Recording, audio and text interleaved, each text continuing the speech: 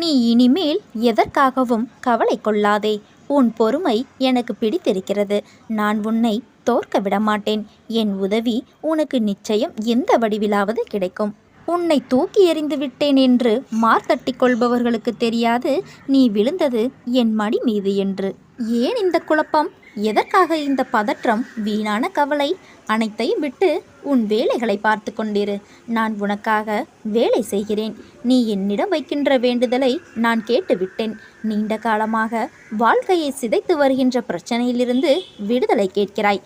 இதுவரை எத்தனையோ சங்கடங்களிலிருந்து உன்னை விடுவித்துள்ளேன் என்பது உனக்கே தெரியும். உனது உன்னதமான நிலையை தாழ்த்தி கலத்தர தோஷத்தை ஏற்படுத்திய கிரக நிலைகளாகட்டும், உங்கள் வளர்ச்சியை கண்டு பொறுக்க முடியாதவர்களால் உங்களுக்கு ஏற்பட்ட தாங்க முடியாத பாதிப்பு ஆகட்டும், நான் சுலபமாக நிவர்த்தி செய்வேன்.